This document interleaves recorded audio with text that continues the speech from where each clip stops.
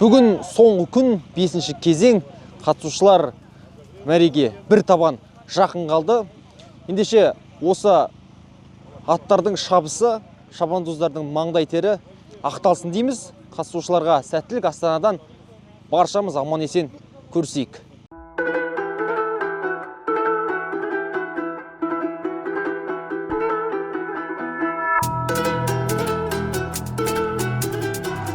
Жарыстың соңғы кезеңі фавориттер айқындалды. Олар әрине Жетісу, Маңғыстау облыстары және Алматы қаласы мен Жамбыл облысының командасы. Дәл қазіргі құраммен мәреге дейін аман есен жетсе, аталған командалар жүлделі орындарға ілігуі әбден мүмкін. Дәл қазіргі жалпы есеп бойынша Жетісу 1-ші, Маңғыстау 2-ші, ал 3-ші орында Алматы қаласы. Жамбылдық жігіттер алматылықтардан 1 сағат 13 минуттай қалып келеді. Енді олар жылдамдықты барынша арттыратыны анық. Өйткені не бел кетеді, не белбеу кетеді. Кімнің жеңетіні әлі белгісіз, бәсекелестік әлі бар. Қазір аттарды мына жақтан, мына беттен күтіп тұрмыз. Суаратын жігіттер сақадай сай тұр. Бізде әдемі кадр алу үшін барынша ыңғайлы жерге тұруға тырысып жатыр. Соңғы күн, соңғы кезең. Бәріне жедел қимылдау керек.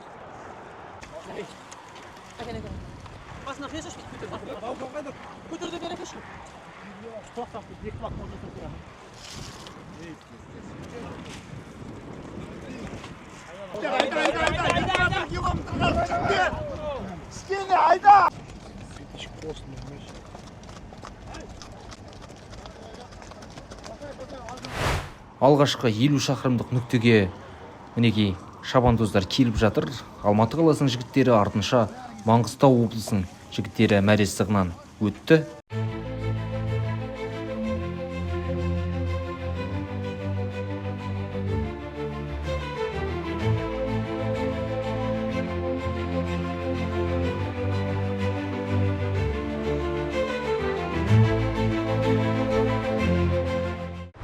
Найман тұқымында ол бұрыннан біздің өңірде, қазіргі таңда Қатон-Қарағай өңірінде, шығысында сол жақта көп сақталған. Бұлар енді Қатон-Қарағайда марал бағат, сол маралға, тау-тасқа, төзімді жылқы мініске, және де осындай ұзақ қашықтыққа шапқанға жақсы. Шүкір жақсы ақын жаймен келе жатырмыз. Біраз ауа райының қолайсыздығынан жер батпақ болды біраз. Содан біраз аттың күшін алып жүрдік.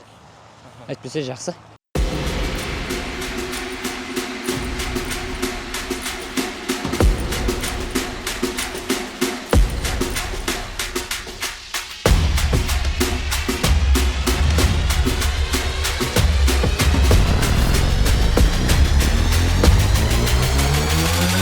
Біз мәре сызығындамыз. Мәрені міне атақты әйгілі құлагердің ескерткішінің қасына белгілеген екен. Енді жүлдені кім алады? Маңғыстау мұратына жете ме, жоқ әлде Жетісу 1-ші келе ме? 3-ші орынға кім иелік етеді? Алматы әлде Жамбыл?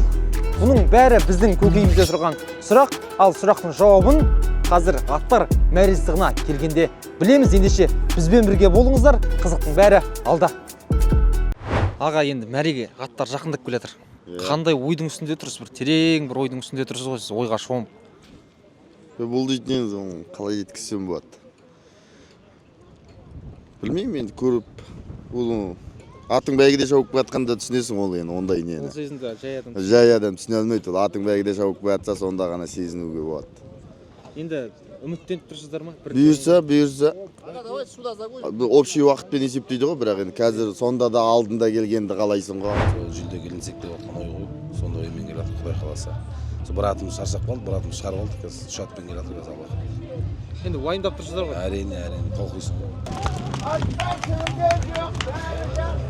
Міне аттармен қатар велосипедпен 500 шақырым еңсерген Рубин ағамыз міне аман есен Астанаға жетті. Ағамызды құттықтаймыз енді. Ағамыз мықты.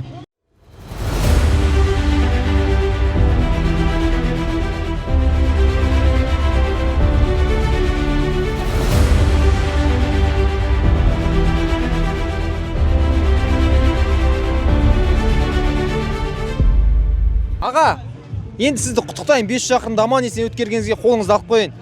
Қандай сезім енді? 5 шақырымды аман есен өткердіңіз. Аттардан бұрын келдіңіз. Қай кезде де Мінекей көрдің ғой. Ал құтты болсын. Сәтті аяқталуымен. Иә, сәтті аяқталуымен бәрі жақсылыққа тек. Ертең бұдан кейін 106 күннен кейін басталатын көшпенділер ойында 5-ші дүние жүзі көшпенділер ойынына қош келдіңдер. Сол жерде кездескенше. Не деген керемет сезім, не деген керемет эмоция.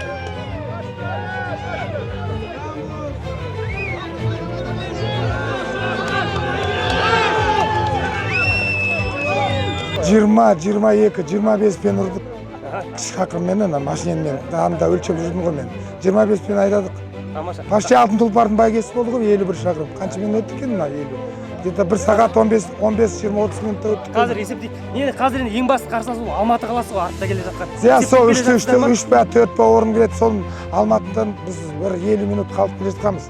Соны нагнали көреміз қазір. Мәре сызығын бірінші болып кесіп өттіңіздер десе де әлі жалпы есептейміз ғой.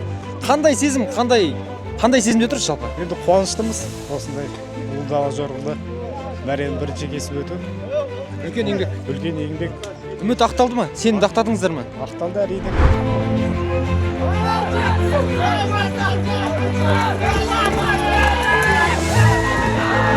Жетісу облысына осында 2 рет чемпионды алып бердік. Көп рахмет халыққа, бізді қорғап, қолдап әрқашанда. Алыстан сезіндік енді қолдаулардың бәрін. Әлеуметтік желі бар қазір, дамыған заман. Соның бәрін сезініп, сіздерге көп рахмет.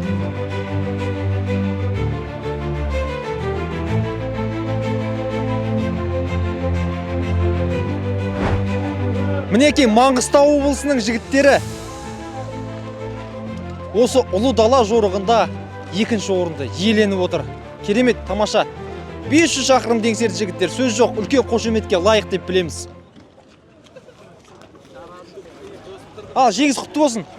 500 шақырымды еңсеру оңай емес. 2-ші орын сендердікі ғой енді. Иә, біздікі. Бірақ енді 1-ші орынға барынша тырыстыңдар. Тырыстық. Қандай сезімдесің? Өте керемет. Кішкене шок болып тұрып, потом сөйлесерміз. Жақсы. Әрине жігіттер түсінуге болады. 500 шақырым шауып келіп, 2-ші орын алу деген оңай емес. Аттарды да көріп тұрсыздар міне. Енді өзіміз шауып келгендей сезімде тұрмыз шыны керек. Бүгінгі күннің жауынгерлері, батырлары Алматы қаласы 3-ші орын сендердікі ғой енді. Ал бәрінің жеке-жеке қолдарында алып құттықтап қойыншы. Ал жігіттер аттарың тағы да бәйгелі бола берсін. Бұдан да үлкен белестерді бағындыра беріңдер. Айта алмаймын енді. Енді ол кім көрінгенге бұйыра бермейтін бақ қой енді. Сонша жерден келіп енді ат шаптырғаннан кейін бәйгелі болған кімнің болса да қалауы. Тамаша. Енді Алматы арманына жетті ма? Алматы арманына жетті. Азаматтар мен қазанаттардың марафон бәйгесі соңғы 2 жылда еліміздің сүйікті жобасына айналды. Осы бәйге еліміздің рухын көтеретін, жастарды отаншылдыққа тәрбиелейтін бірегей жоба. Жүлдегерлер Алла бұйырса қыркүйекте 5-ші дүниежүзілік көшпенділер ойында халықаралық додада еліміздің намысын қорғайтын болады.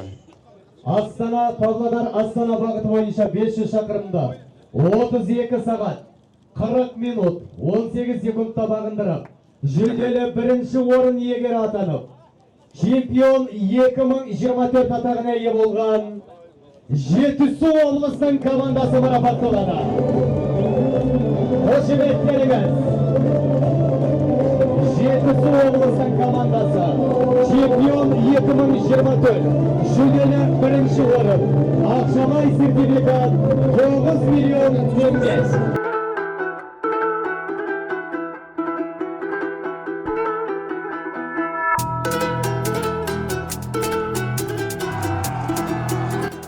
Осылайша ұлы дала жорығы өз мәресіне жетті. Жүлделі 1-ші орынды Жетісу облысының командасы алды. Ал 2-ші орын маңғыстаулық жігіттерге бұйырды. Үштікті түйіндеген Алматы қаласының командасы.